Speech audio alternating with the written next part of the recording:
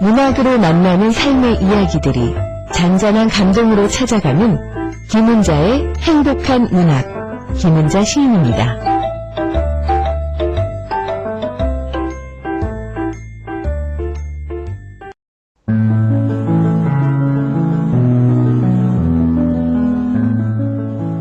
김은자의 행복한 문학.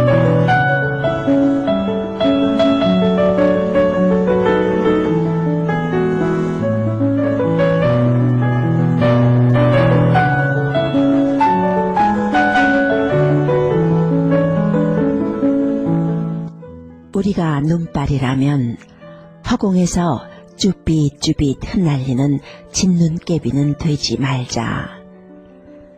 세상이 바람 불고 춥고 어둡다 해도 사람이 사는 마을, 가장 낮은 곳으로 따뜻한 한방눈이 되어 내리자. 안도현 시인의 우리가 눈발이라면 이라는 시로 첫인사 올립니다.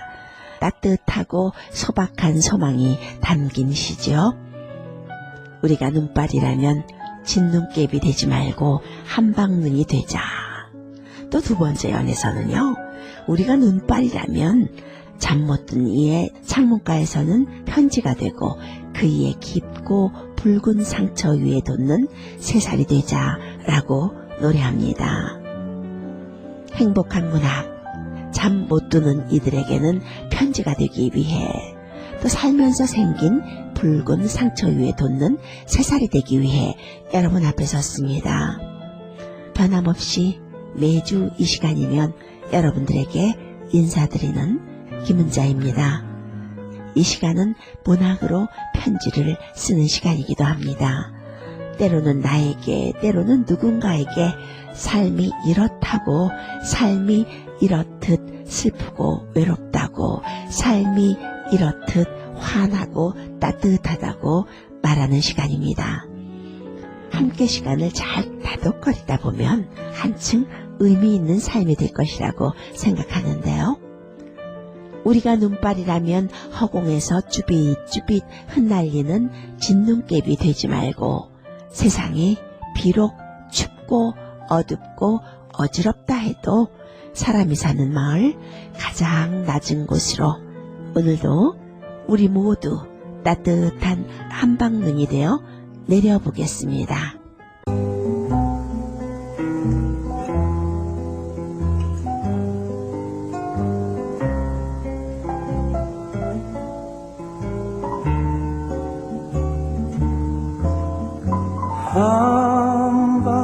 한밤중에 눈이 내리네. 소리도 없이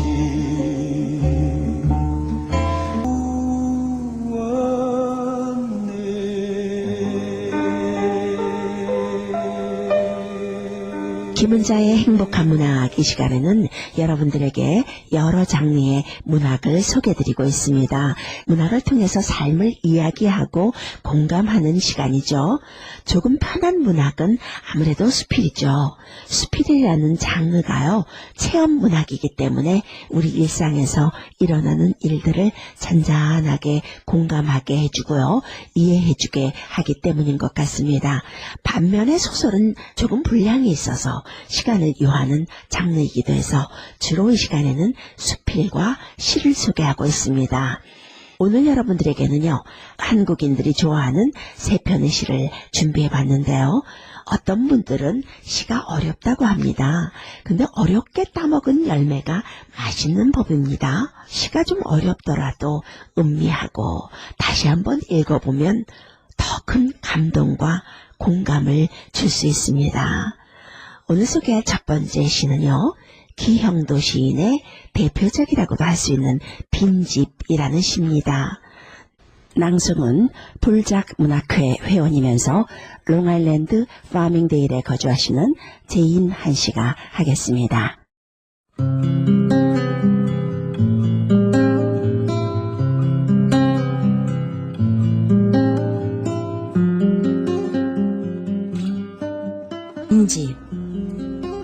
사랑을 읽고 나는 쓰네. 잘 있거라 짧았던 밤들아. 창밖을 떠돌던 겨울 안개들아. 아무것도 모르던 촛불들아 잘 있거라. 공포를 기다리던 흰 종이들아.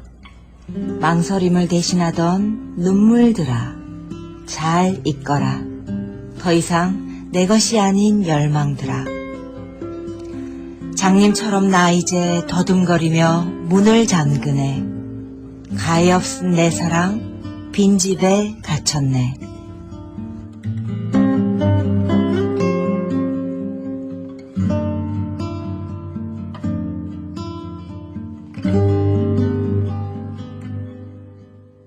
기영도 시인은 1980년대 우리나라 시단을 이끈 대표적인 시인입니다. 대중적으로 기영도 시인의 시 중에서 많이 사랑받는 작품이 바로 이 작품이기도 한데요. 기영도의 시들은 이 다양한 해석이 여지를 남기는 좀 쉽지 않은 시가 대부분입니다. 이 시는 사랑의 상실을 비교적 좀 평이하고 감상적인 어조로 노래하고 있다는 점이 대중적 인기의 비결이 아닐까 싶기도 합니다. 한국의 현대시를 기영도 이전과 이후로 나누어서 설명할 정도로 한국 시문학에 큰 파급력을 준 시인이 바로 기영도 시인입니다. 그런데 아이러니하게도요, 기영도 본인은요, 자신의 시집을 보지 못하고 30대의 젊은 나이로 생을 마감했습니다. 오늘 소개한 시 빈집 이 시는요, 기영도 시인의 첫 시집이자 마지막 유고 시집이기도 한 입속의 검은 잎에 수록되어 있는 시입니다. 사랑을 하면 누구나 다 그렇죠. 마음은 사랑으로 인해서 더없이 풍성해지지만 이별을 하거나 또 사랑을 잃어버리면 그만큼 쓸쓸하고 공허해지기도 합니다. 시인은 이런 사랑의 상실, 그런 상황을 빈집에 빗대어 노래하고 있습니다. 집은 사람이 들어와서 살아야 따뜻하고 풍성하죠. 사람이 없는 빈집은 공허하고 스산하고 참 쓸쓸합니다. 잘 있거라 짧았던 밤들아 라는 식귀. 참 짧지만 사랑으로 가득했던 때를 짧았던 밤이라고 간결하게 표현해 주는데 마음을 파고듭니다. 이어서 작별을 고하는 대상이 겨울 안개, 촛불, 흰 종이, 눈물 그것들입니다. 사랑, 맞아요. 겨울 안개 같죠. 뜨거우면 더 그렇습니다. 사랑하지만 미래에 대한 불투명함, 이별에 대한 두려움, 그로 인한 방황, 또 촛불, 쉽게 꺼질 수 있는 위태로운 사랑의 모습을 그려내고 있는데요. 또 흰 종이, 참 우리 할 말이 많습니다. 그리는 데 따라서 달라지는 것이 흰 종이에요. 상대에게 사랑을 전할 수 있는 매개체이기도 하고요. 또 눈물, 사랑과 눈물은 시에서는 같은 단어일지도 모르겠습니다. 사랑에 눈물이 동반되지 않으면 진정한 사랑이라고 말할 수 있을까요? 이런 것들이 결국은 사랑 때문에 의미가 있던 것들이었습니다. 때로는 울고 때로는 불안한 것, 그것이 다 인간들의 사랑의 속성인데요. 잘 있거라, 더 이상 내 것이 아닌 열망들아. 결국 사랑을 잃고 그 모든 것들이 자신의 것이 아니게 된 거죠. 깊은 상실감이 느껴져요. 맞습니다. 사랑의 그 모든 것들, 위태롭고 불안하고 흰종이 같고 눈물 같았던 것들, 그 모든 것들이 어찌 보면 열망일 수 있습니다. 장님처럼 나 이제 더듬거리며 문을 잠그네. 가엾은 내 사랑 빈집에 갇혔네. 작별을 고하면서 떠내보내는 모습이 정말 작게 식어버린 쓸쓸한 빈집 같습니다. 외롭고 허망한 마음을 잘 드러내고 있죠. 사랑이라는 것, 빈집에 갇히는 행위인지도 모르겠습니다. 살아갈수록 쓸쓸하고 외로워진다라는 말도 있잖아요. 이 시를 쓴 기영도 시인은요, 1960년 경기도 연평리에서 태어났습니다. 연세대학교 정치외교학과에 입학한 후에 문학동아리인 연세문학회에 들어간 것을 계기로 작품 활동을 시작했죠. 대학교 4학년 때 1984년 10월에 중앙일보 기자로 입사를 합니다. 시집 출간을 앞두고 있었지만 1989년 3월 7일 새벽 4시 서울시 종로구 파고다 극장에서 소주 한 병을 든 채로 숨진 채 발견되었습니다. 사인은 뇌졸중이었는데요.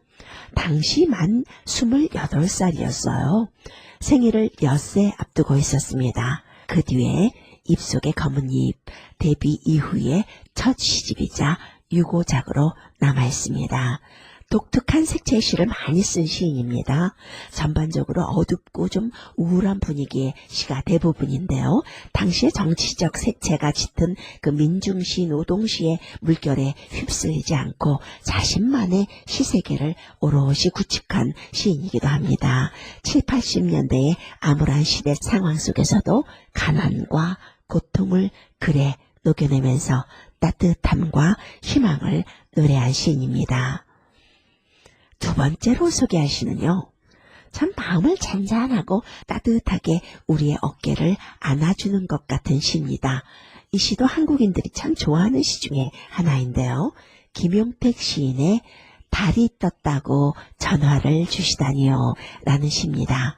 낭송은 불작문학회 회원이면서 뉴저지 클립사이드 파크에 거주하는 천사라 씨가 해주겠습니다.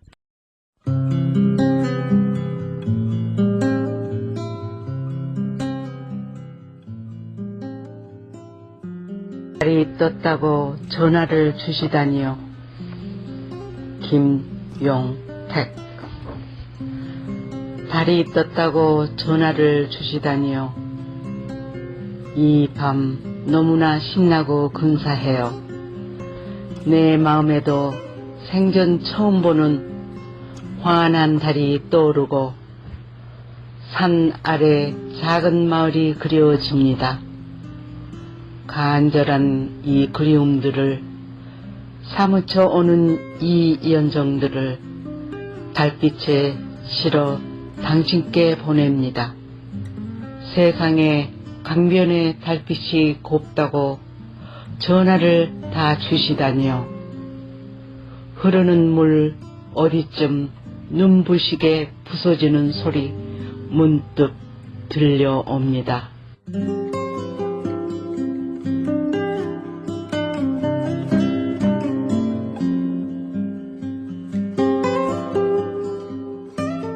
감성이 가득 담긴 이 김용택 시인의 시를 읽다 보면요, 마음이 저절로 따뜻해집니다. 겨울에 읽으면 참 좋은 시 같아요. 김용택 시인의 시는 생각을 오래 하지 않아도 이 감성으로 스며드는 시입니다. 그래서 독자들이 참 많죠. 달이 떴다고 전화를 주시다니요. 이 밤 너무나 신나고 근사해요.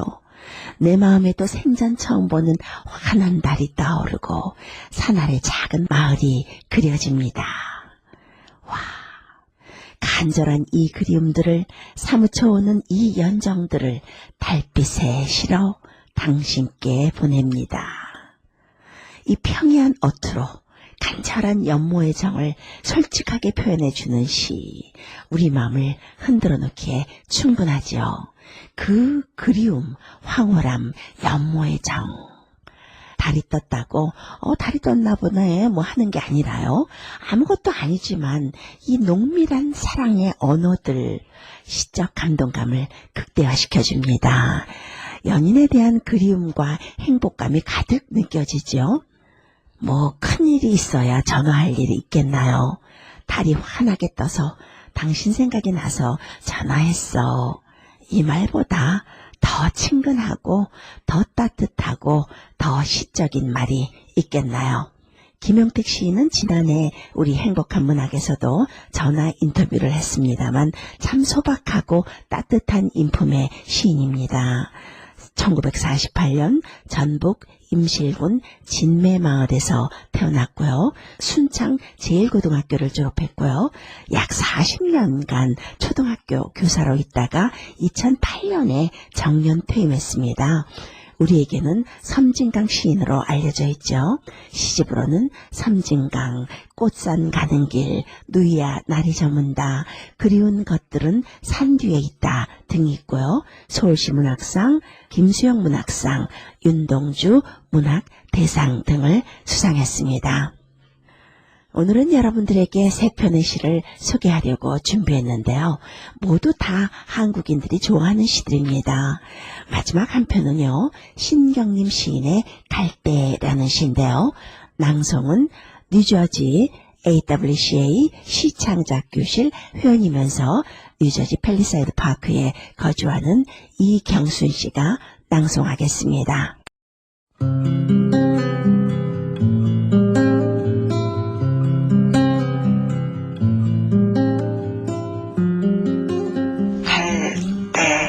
신경님, 언제부턴가 갈대는 속으로 조용히 울고 있었다. 그런 어느 밤이었을 것이다. 갈대는 그의 온 몸이 흔들리고 있는 것을 알았다. 바람도 달빛도 아닌 것, 갈대는 저를 흔드는 것이 제 조용한 울음인 것을 까맣게 몰랐다.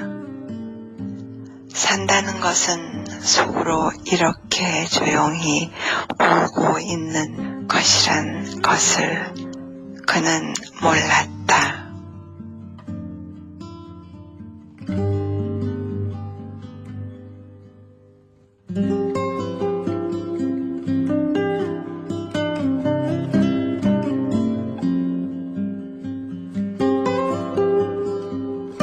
산다는 것은 속으로 이렇게 조용히 울고 있는 것이라는 시기가 감동을 주네요. 이 시의 핵심일 것 같기도 합니다. 근데 그 울음이 어떤 성격을 지닌 걸까 생각해 보게 돼요. 이 갈대의 온몸을 흔드는 것이 바람도 달빛도 아니고 울음이라고 말하고 있는데 말입니다.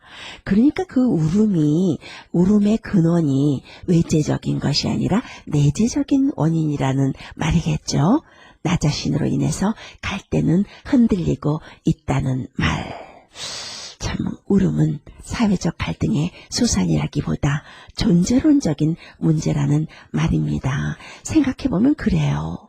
문제가 남이 아닌 나 자신일 때가 많이 있습니다. 갈대라는 식물을 통해서 인간의 모습을 잘 그려내준 시입니다. 삶의 근원적 슬픔은 어찌 보면 나 자신의 문제이고 불량이다 라는 말인데요. 감상적 어조를 통해서 인간의 내재적인 삶의 인식을 확고하게 말해주고 있네요. 놀라운 건요, 갈대는 그러한 사실을 까맣게 몰랐다라는 말입니다. 까맣게 몰랐다는 말은 과거에 그랬다는 뜻이고 지금은 그 사실을 깨닫게 되었다는 뜻도 되겠는데요. 이 삶의 본질이 그런 것이다 라는 존재론적 각성이 느껴지죠. 갈대의 흔들림은 사람마다 우리 존재의 모습이다. 그 흔들림은 바람이나 달빛이 아닌 속으로 울고 있는 조용한 울음에서 이유한 것이다 라는 말입니다. 남이 어떻게 해서가 아니라요. 세상이 아니라요. 인간 내면에 깃들어져 있는 삶의 근원적인 외로운 뿌리. 사람은 누구나 외로움의 분량을 각자 타고난다 라는 말도 있잖아요. 숙명적으로 마련된 그런 울음을 말하는 것 같습니다. 시인은 그런 울음에서 우리 존재의 모습이 있다라고 말하고 있네요. 결국 갈대의 외면적인 형상인 흔들림은 내면의 울음이 원인이고 바로 이 울음이 우리의 삶이다 라고 시인은 보고 있는 것 같습니다. 울음을 삶의 본질의 하나로 노래하시죠. 이 시를 쓴 신경림 시인은요, 1935년 충북 중원에서 출생했습니다. 지난 2024년에 지병으로 돌아가셨고요. 1960년 동국대 영문과를 졸업했습니다. 1956년에 문학예술에 오늘 소개한 이 시, 갈대 등이 추천되면서 등단했습니다. 그의 대표시는 많이 있지만요. 농모라는 시가 아주 예술입니다. 여러분들에게 시간이 되면 이 시간에 소개하도록 하겠습니다. 시집으로는 농모, 세제, 남한강, 가난한 사랑의 노래, 쓰러진 자의 꿈 등이 있고요. 만해문학상, 한국문화작가상을 수상했습니다. 이렇게 해서 오늘은 세 편의 한국인들이 사랑하는 시를 소개해드렸습니다. 어떻게 많이 느끼시고 행복하셨는지요? 문학 뉴스 한 꼭지 들어와 있습니다. 인터넷 서점 알라딘이 한국 문학 분야의 독자들을 대상으로 진행했는데요. 2024년 한국 문학의 얼굴들이라고 해서 그 작가들을 투표하는 행사가 있습니다. 그 투표에서 김혜란 소설가와 이병률 시인이 선정됐다고 밝혔습니다. 한국 소설과 한국 시를 대상으로 한 해를 대표하는 소설과 시집을 독자들이 직접 투표해서 선정하는 기획입니다. 2020년부터 시작해서 5번째 진행되었는데요. 좀 일가견이 있는 행사예요. 그중에 한국 시 분야는 누군가를 이토록 사랑한 적에 이병렬 시인이 최다 득표를 했습니다. 이병렬 시인은 1995년 한국일보 신춘문예를 통해서 등단했습니다. 누군가를 이토록 사랑한 적이라는 시집은 그의 7번째 시집인데요.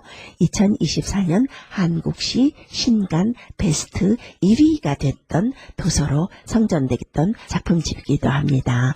이병률 작가는 오늘 아침에는 꽝꽝 언 호수에 얼음을 켜고 그 안으로 물통을 넣어 물기를 길어올리는 사람을 봤다. 저 역시 물통 가득 넘치게 받은 독자 여러분들의 사랑을 잘 익혀야겠다. 잘 끓여서 담아야 되겠다. 시를 쓰게 허락해 주심에 다시 한번 감사드린다. 라고 말했습니다. 한편 투표 2, 3위로는요. 한강의 시인 있고요. 나태주 시인의 버킷리스트가 그 뒤를 따랐습니다. 한국의 노벨 문학상 수상 소식 이후에 한국 문학에 대한 독자들의 관심과 지지가 높은 지난해였습니다. 김혜란, 정유정, 이병률, 안희연, 한국 문학에서 독자가 꾸준히 지지를 보냈던 작가들인데요. 오랜만에 신작을 올해도 발표한다고 하네요. 한국 문학이 그 어느 때보다 풍성한 한 해를 맞을 것 같습니다. 2025년에도 한국 문학의 목소리는 국내외 다양한 독자들에게 더 넓게 풍성하게 퍼지기를 바라봅니다. 여러분들과 작별할 시간이 됐네요. 행복한 시간이셨는지요? 겨울이 깊어지고 있습니다. 겨울에는 새들도 어디에 깃드는지 새 한 마리 없는 날들도 있습니다. 그러나 행복한 문학이 있어서 따뜻하고 새소리가 많이 들리는 하루 되시기 바라면서 저는 여기서 인사드립니다. 김은자였습니다. 예전으로 돌아가 예전에 산